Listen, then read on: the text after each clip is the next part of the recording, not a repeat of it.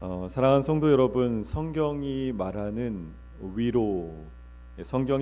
위로는 단순히 우리의 감정을 달래주는 말이 아닙니다.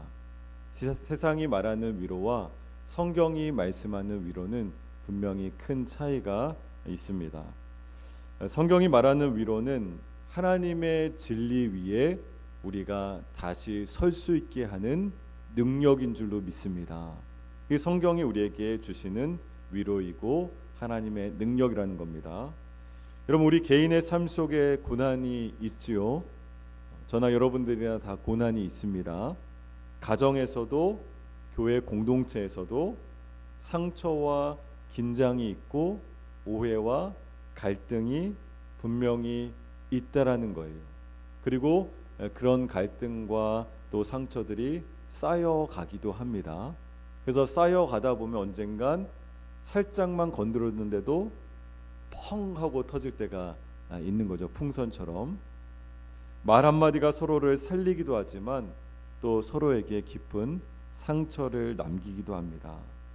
그런데 이럴 때 우리 믿음의 성도들은 어떻게 해야 됩니까? 오히려 더 하나님의 말씀 앞으로 가까이 나아가야 할 줄로 믿습니다.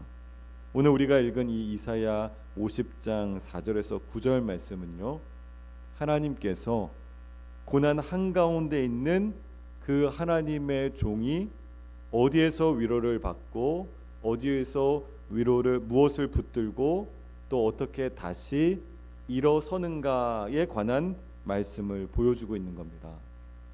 이 말씀이 단순한 개인의 묵상이 아니고요, 상처 입은 공동체를, 우리의 삶을 다시 세우는 그런 말씀이라는 거예요. 오늘 본문은 이사야서에 나오는 네 번째 종의 노래라고 합니다. 종의 노래 중에 하나로 이어지는 중요한 연결고리가 되는 것이 바로 오늘 본문이에요. 종의 노래라는 것은 고난받는 예수님의 그 종으로의 지난주에 우리가 같이 말씀 나눴던 그런 종의 노래가 네 번이 나오는데, 그 가운데서 이 네 번째 종의 노래에 연결되는 바로 본문이 오늘 본문이라는 거예요. 특별히 이사야 50장은 이스라엘 백성들이 바벨론 포로 상황에서 하나님께 버림받았다라고 느껴질 때 주시는 말씀이 바로 이 이사야 50장 말씀입니다. 우리가 신앙생활하면서요, 하나님 앞에 이렇게 물을 때가 있죠. 나는 혹시 버림받은 거 아니야? 하나님께서 우리를 버리신 거 아니야? 우리 왜 이렇게 고난 가운데 있는 거야? 이스라엘 백성들이 바벨론의 그 포로 압제 가운데서 하나님 앞에 이렇게 물었다라는 거예요. 하나님, 우리를 버리신 거 아닙니까? 우리 신앙 공동체 왜 이렇게 어려움이 계속해서 반복되는 겁니까? 이것을 물었다라는 겁니다. 그런데 그 질문에 대해서 하나님께서는 고난 속에서도 순종의 길을 걷는 종의 모습을 보여주십니다. 고난은 그대로 있는데 그 고난 가운데서도 말씀 앞에 담담히 순종하며 나아가는 종의 모습을 보여주신다는 거예요. 그리고 신약의 말씀에 가서, 오늘 우리는 구약을 읽었잖아요. 신약의 말씀에 가서 우리는 분명하게 보게 되는 겁니다. 이 종은 예수 그리스도 안에서 완벽하게, 완전하게 성취되었다라는 거예요. 그것을 오늘 구약에 앞서 말씀하고 있습니다. 여러분, 4절 말씀을 보게 되면요, 주 여호와께서 학자들의 혀를 내게 주사 나로 공고한 자를 말로 어떻게 도와줄 줄을 알게 하시고 라고 이렇게 말씀하고 있죠. 여기서 이 학자라는 것은요, 지식이 많은 사람, 우리가 잘 아는 것처럼 오늘 교수님, 이런 지식이 많은 그런 학자를 뜻하는 것이 아니라 훈련받은 제자, 또 듣는 자라는 그런 뜻이 있습니다. 이 히브리 단어가 훈련받은 제자, 듣는 자라는 그런 뜻이 있다라는 거예요. 그러니까 우리는 학자의 혀를 주옵소서라고 이제 기도할 때 많이 쓰는데, 그것이 어떤 탁월한 지식을 가지고 있는 자라기보다는 하나님 앞에 신앙으로 훈련받은 하나님의 사람, 그리고 하나님의 말씀을 늘 듣고 순종하는 자를 여기서 학자 리뮤디라는 이런 단어를 쓴다라는 거예요. 여러분, 근데 흥미로운 순서가 있습니다. 오늘 이 뒤에 이어지는 말씀 보면 순서가 있는데 먼저 듣는 귀가 있고 그 다음에 말하는 혀가 나와요. 4절 말씀에 아침마다 깨우치시되 나의 귀를 깨우치사 학자들 같이 알아듣게 하시도다 라고 그렇게 말씀합니다. 그러니까 고난 속에 있는 종이 먼저 말하는 사람이 아니라 먼저 듣는 사람이라는 거예요. 오늘 본문을 보게 되면 우리가 고난 가운데 있을 때 우리는 먼저 말하고 나의 주장을 하고 하는 것이 아니라 먼저 듣는 사람이라는 것을 성경은 분명히 우리에게 알려줍니다.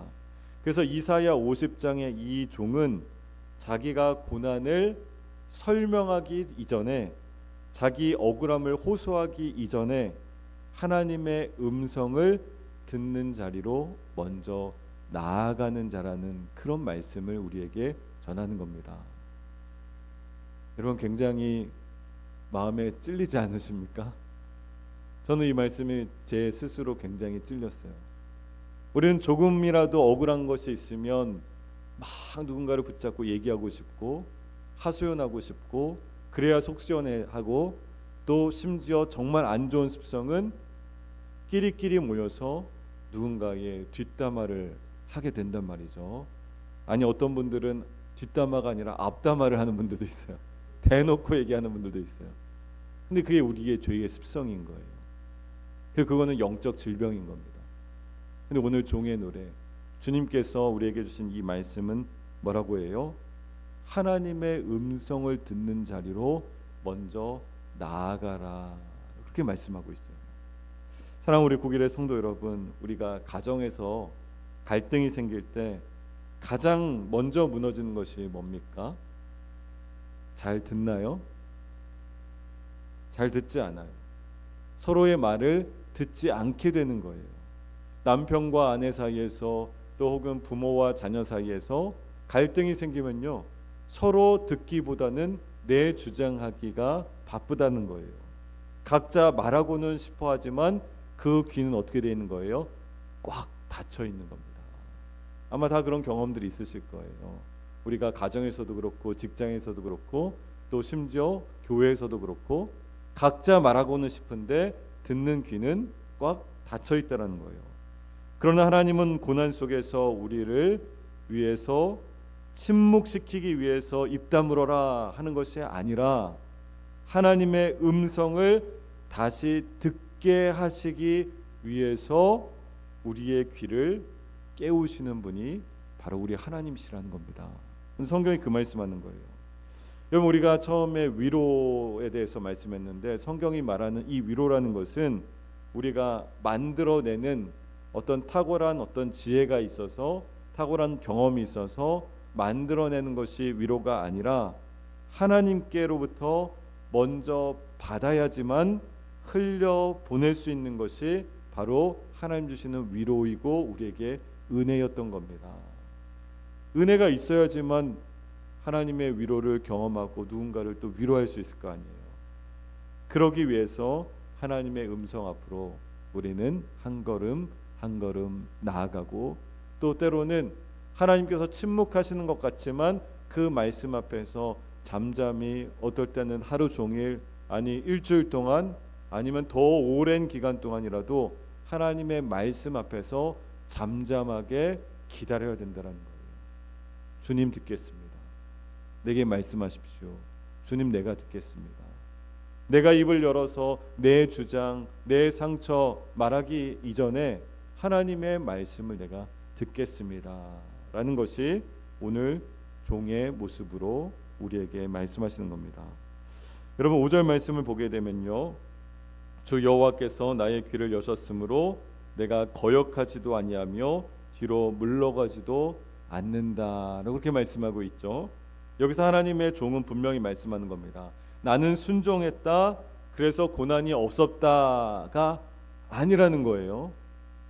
오히려 순종했기 때문에 고난을 겪었다라고 그렇게 말씀합니다. 나를 때리는 자들에게 내 등을 맡기며 나의 수염을 뽑는 자들에게 나의 뺨을 맡기며 모욕과 침뱉음을 당하여도 내 얼굴을 가리지 아니하였느니라. 6절에 말씀하는데 누가 이렇게 하신 거예요? 우리 예수님께서. 우리가 그토록 기다리고 우리에게 이미 오시고 다시 오실 예수님께서 어떻게 이렇게 이사야서에 나와 있는 이 말씀대로 그대로 하셨던 거예요. 이 모습은 단지 이사야의 개인적인 고백이 아니었단 말입니다. 궁극적으로 예수 그리스도의 모습 가운데 우리를 인도해 주시는 거예요. 예수님의 그 모습 가운데 우리가 따라할 수 있도록 우리에게 말씀하여 주시는 겁니다. 여러분, 예수님이 순종하셨기 때문에 십자가로 가셨죠. 예수님께서 순종하지 아니하셨으면 어떻게 해요? 우리에게 구원은 없어요. 우리가 구원받을 수 있는 놀라운 역사는 없습니다. 그런데 주님은 이 말씀대로 순종하신 겁니다.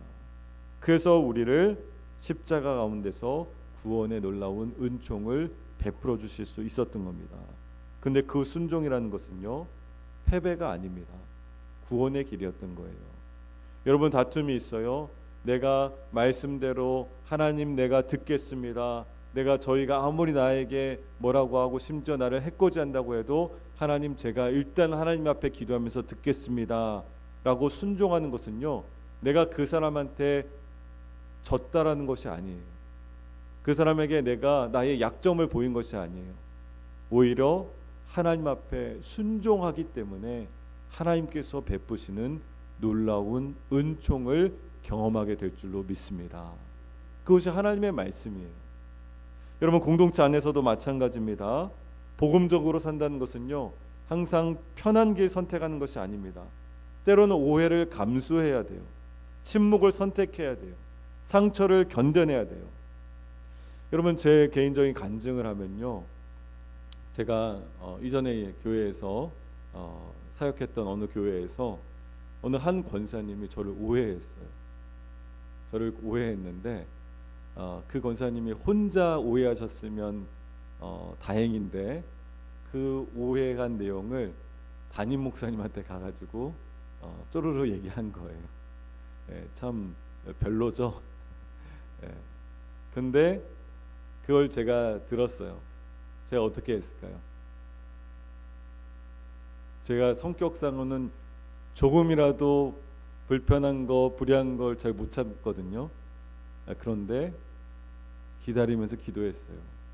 하나님께서 언젠간 나의 이 억울함을 풀어주시겠지. 그냥 기다리면서 기도했어요. 그런데 어느 날 그 교회 담임 목사님이 저를 불러요. 그래서 혹시 이분 어떤 분이냐고. 그 목사님이 그 권사님이랑 이제 그 관계하는 가운데 굉장히 이상한 걸 경험하신 거예요. 근데 제가 거기서 사실 목사님 지난번에 이러이러한 일이 있어서 목사님이 들었다고 제가 알고 있지만 그때 제가 말씀드리지 않았습니다. 근데 목사님 지금 겪으신 그 일과 똑같은 겁니다. 하니까 이해를 하시더라고요. 제가 그냥 그 상황에서 보면 굉장히 억울하지만 하나님께서 행하시겠지, 하나님께서 반드시 선하게 나를 신원하여 주신다, 그렇게 생각하고 가만히 있었어요. 제가 지금은 이제 담임 목회하고 있잖아요.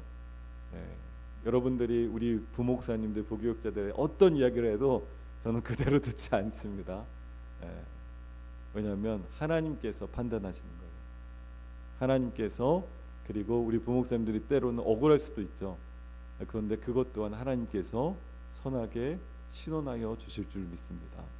우리 성도님들도 마찬가지인 거예요. 우리가 관계하면서 때로는 오해를 감수해야 되고요, 침묵을 선택해야 되고요, 상처를 견뎌내야 돼요. 그거 쉽지 않습니다. 그러나 그 길은 하나님께서 반드시 우리를 붙들어 주시는 길인 줄로 믿습니다. 여러분, 성경에 쉬운 길 가라고 했어요?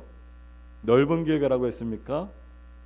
좁고 협착한 길, 하나님의 말씀대로 살려고 하면요, 길이 좁을 수밖에 없어요. 그렇지만 우리가 순종하는 겁니다. 그리고 순종하는 그런 하나님의 백성들이 모이기 시작하면요, 그 공동체에서는 변화가 시작돼요. 하나님의 놀라운 역사를 보게 되는 겁니다. 저와 여러분들이 그렇게 하나님 앞에 순종할 수 있기를 축원합니다. 사랑하는 성도 여러분, 7절 말씀 보게 되면요, 주 여호와께서 나를 도우심으로 내가 부끄러워하지 않는다라고 그렇게 말씀하고 있죠. 이사야에 나오는 이 종이 무너지지 않는 유일한 이유가 있다라는 거예요. 그 이유가 뭡니까? 주 여호와께서 나를 도우신다라는 확신입니다. 하나님이 나를 도우신다라는 확신인 거예요. 그래서 이 종이 이렇게 고백합니다. 내가 부끄러워하지 아니하고 내 얼굴이 부싯돌같이 굳게 하였으므로 내가 수치를 당하지 않는다. 누가 나를 굳게 만드셔 주신 거예요? 하나님께서 우리를 굳세게 만들어 주시기 때문에 어떠한 상황에 있어도 어떠한 처지에 있어도 우리가 흔들리지 않는다라는 거예요. 세상에 어떠한 강교와 모욕과 핍박이 있어도 흔들리지 않는다라는 거예요. 여기서 중요한 것은요, 여러분 착각하지 마셔야 될 것이, 중요한 것은 상황이 바뀌지 않았다는 사실이에요. 상황이 바뀌지 않았어요.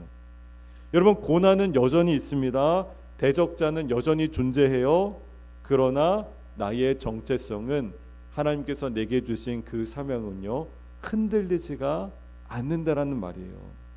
사랑하는 우리 성도 여러분, 우리 공동체가 지금 붙들어야 할 것은 누가 옳은가 누가 그런가가 아니라 누가 우리를 의롭다 하시는가, 이것을 우리가 알아야 된다는 거예요. 하나님께서 분명히 우리를 의롭게 하신다는 것을 우리가 믿는다면 우리가 흔들릴 필요가 없는 거죠. 우리가 좌로 우로 이리저리 흔들릴 필요가 없는 거예요. 8절 말씀 보게 되면 나를 의롭다 하시는 이가 가까이 계신다라고 그렇게 말씀합니다. 나를 의롭다 하시는 그 하나님께서 나와 가까이 계시다라는 거예요. 여기서 의롭게 하다라는 것은 법정 용어를 씁니다. 법정에서 사용하는 단어를 썼어요. 근데 그 최종 판결자를 뜻하는 것이 바로 이 의롭게 하다라는 이 단어의 의미입니다. 그 최종 판결자 누구겠습니까? 바로 우리 하나님 아버지시라는 거예요. 이 말씀은 우리에게 굉장히 중요한 복음의 선언과도 같습니다. 우리는 서로 판단하기가 쉽지만 이사야의 종은 자기의 변론을 하나님께 맡기는 거예요. 하나님께서 판결하신다라는 것을 맡기는 겁니다. 9절 말씀에 보라, 주 여호와께서 나를 도우시니 누가 나를 정죄하리요? 누가 나를 정죄하리요? 여러분 이 말씀은 로마서 8장에 가면요, 사도 바울도 다시 이 말씀을 붙들고 얘기합니다. 사도 바울이 누가 능히 하나님의 택하신 자들을 고발하리요? 의롭다 하시는 이는 하나님이시니. 로마서 8장 33절에 보면 사도 바울이 이 이사야에 있는 말씀을 붙들고 똑같이 반복해서 얘기하는 겁니다.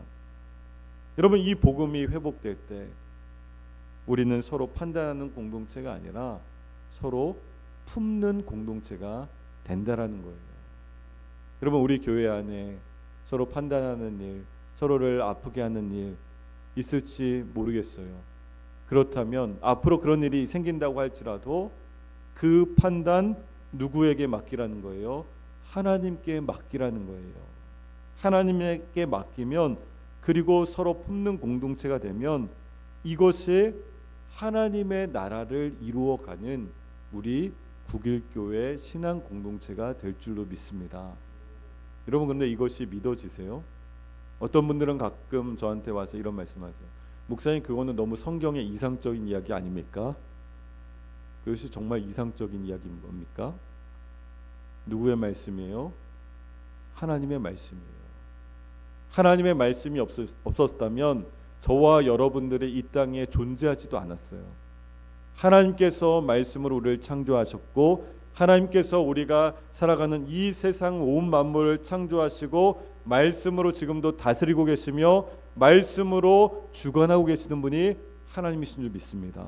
그 말씀을 우리가 믿지 않으면 무엇을 믿고 살아요?